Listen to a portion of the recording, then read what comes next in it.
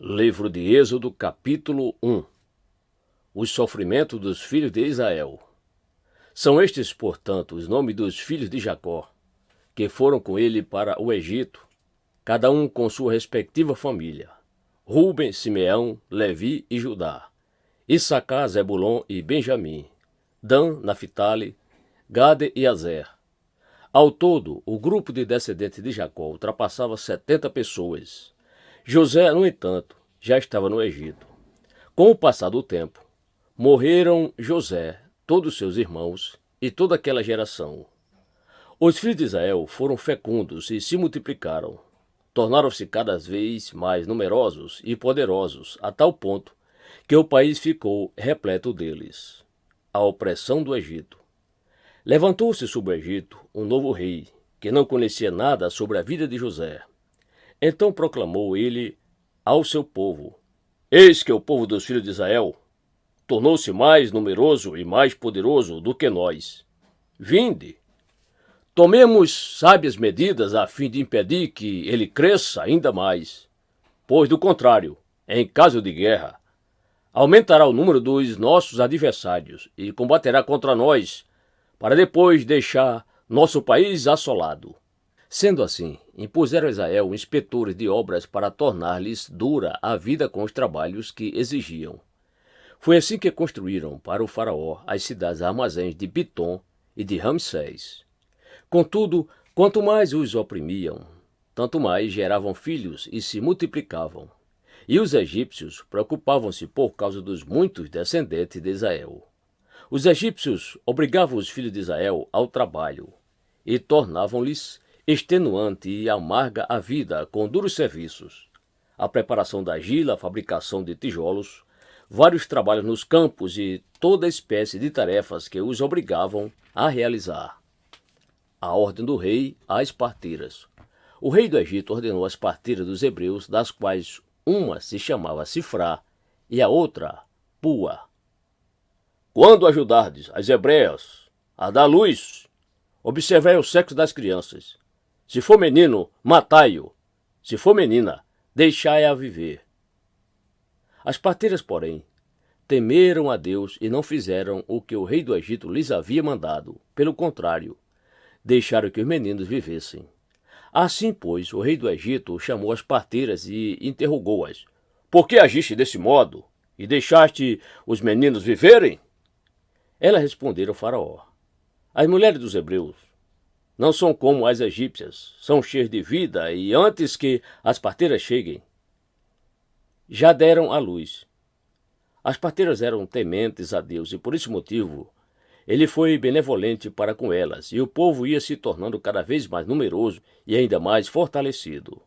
E porque as parteiras temeram a Deus, ele as abençoou, fazendo que também formassem suas famílias. Certo dia, entretanto, ordenou o faraó a todo o seu povo: A todos os meninos que nascerem aos hebreus, lançareis no Nilo, mas a todas as meninas deixareis viver. Êxodo capítulo 2. Nasce Moisés, o libertador. Certo homem da tribo de Levi foi tomar por esposa uma descendente também de Levi, a qual concebeu e deu à luz um menino. Vendo que era bonito e saudável, escondeu-o por 3 meses. E como não pudesse mais ocultá-lo, tomou um cesto de papiro, calafetou-o com betume e piche, colocou dentro seu filho e soltou o cesto entre os juncos, à beira do rio. De longe, uma das irmãs do menino observava o que lhe ia acontecer. Entrementes, eis que a filha do faraó desceu para se lavar no rio, enquanto suas criadas andavam à beira do rio. Ela percebeu o cesto entre os juncos e mandou uma de suas servas apanhá-lo. Abrindo-o, viu a criança. Era um lindo menino e chorava. Enternecida, declarou: É filho dos hebreus. Então a irmã do bebê aproximou-se e sugeriu à filha do faraó: Queres que eu vá e te chame uma mulher dos hebreus que possa criar essa criança? A filha do faraó prontamente respondeu: Sim, vai. Partiu, pois, a jovem e chamou a própria mãe da criança. Então a filha do faraó orientou-a: Leva este menino, amamenta-o para mim, e eu te darei a tua paga. A hebreia imediatamente abraçou o bebê e o criou. Quando o menino cresceu, ela o entregou à filha do faraó, a qual o adotou e lhe pôs o nome de Moisés, justificando: Eu o tirei das águas. Moisés mata um egípcio e foge. Moisés já era adulto. Um dia ele saiu para visitar o lugar onde se encontravam seus irmãos hebreus e descobriu como era árduo e exaustivo o trabalho que eram obrigados a fazer. Observou que um egípcio espancava um hebreu indefeso. E como olhasse para uma e outra parte e visse que ninguém estava ali, matou o egípcio e escondeu-o na areia. No dia seguinte, voltou no momento em que 2 hebreus estavam brigando e disse ao agressor: Por que feres o teu próximo? E ele replicou: Quem te constituiu nosso chefe e nosso juiz? Acaso queres matar-me como mataste ontem um egípcio? Moisés teve medo e deduziu: Com certeza o fato já é de conhecimento público. O faraó, tendo notícia do caso, procurou matar Moisés, mas este, fugindo da vista de todos, foi morar na terra de Midian. Ali se assentou à beira de um poço. Ora, um sacerdote de Midian tinha 7 filhas. Elas foram buscar água para encher os bebedouros e dar de beber ao rebanho de seu pai. Então alguns pastores aproximaram-se e começaram a expulsá-las dali. Moisés, porém, partiu em socorro delas e deu água ao rebanho. Quando as jovens voltaram a seu pai Reuel, Jetro, este lhes indagou: Por que voltaste mais cedo hoje? Responderam: Um egípcio nos livrou da mão dos pastores, e além disso tirou água conosco e deu de beber ao rebanho.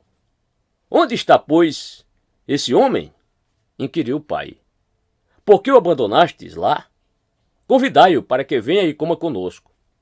Então Moisés aceitou o convite e concordou alegremente também em morar na casa daquele homem.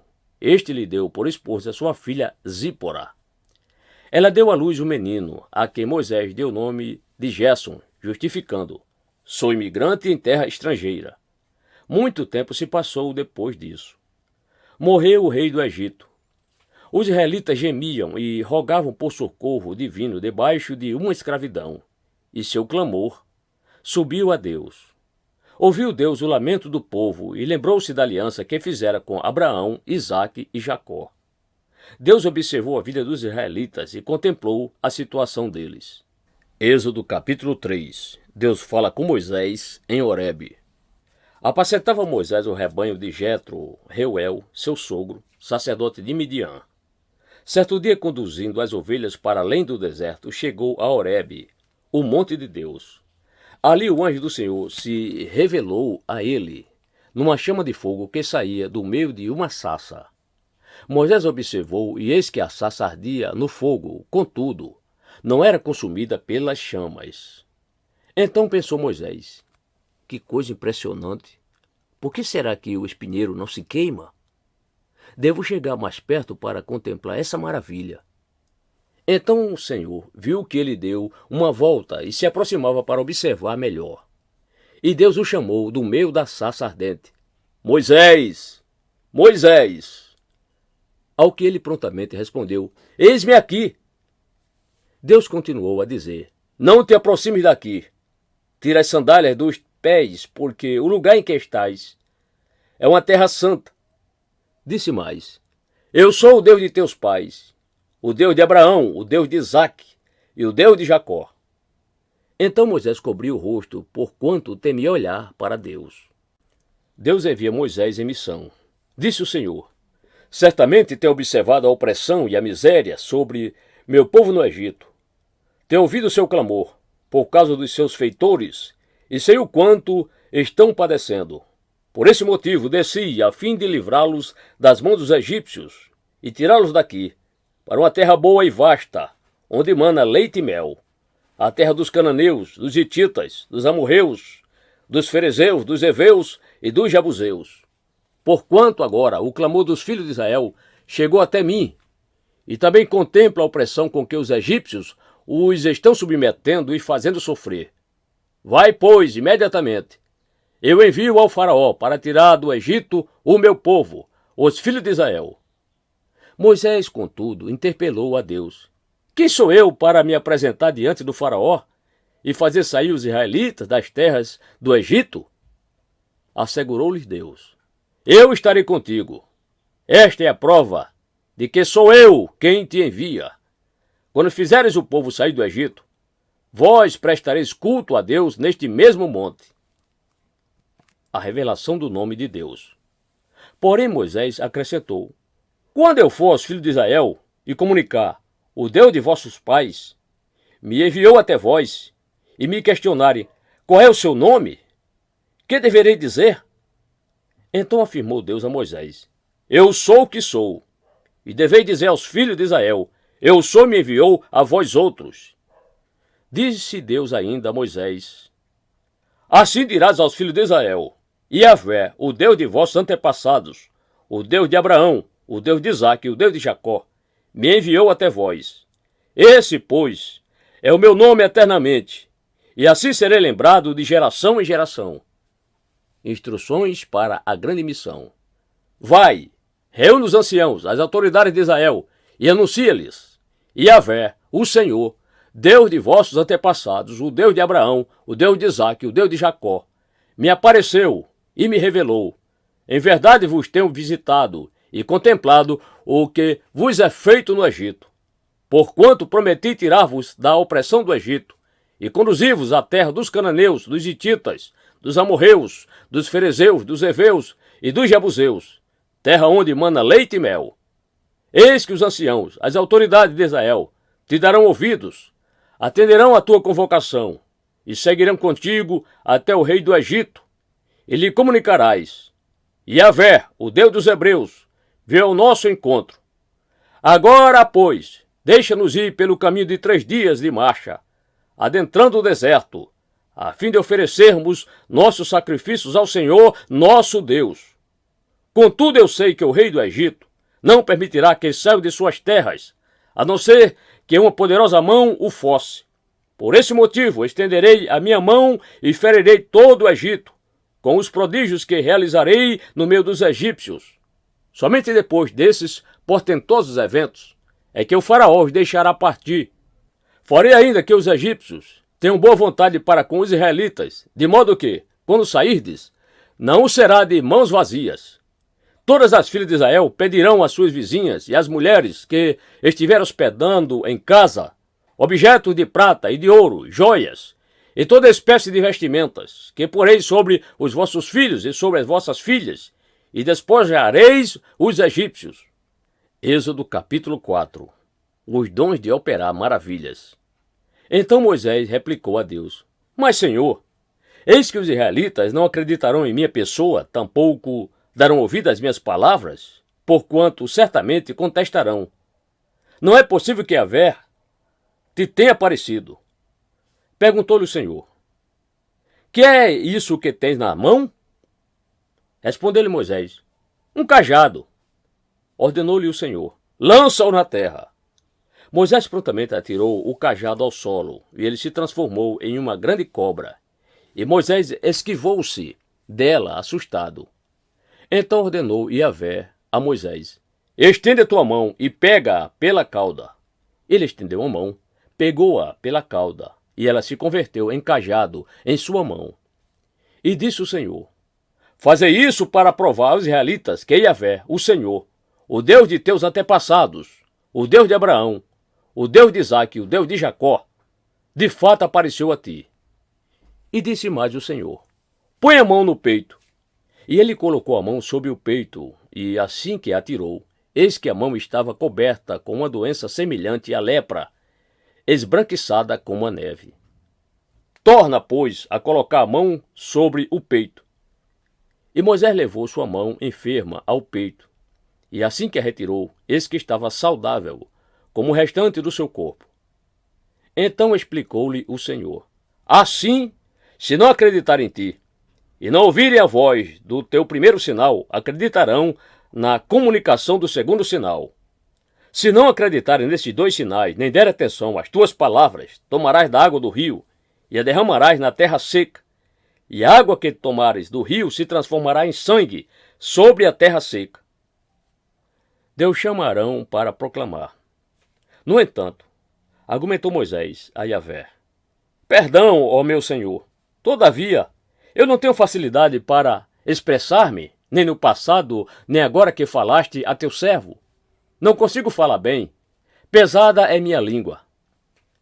Respondeu-lhe o Senhor: Quem dotou o homem de boca e língua? Quem fez o surdo ou o mudo?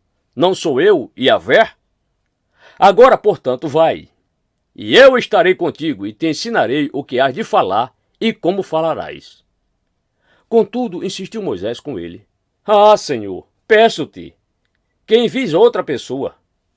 Então o Senhor se irou com Moisés e lhe disse: Não tens o teu irmão Arão, o levita?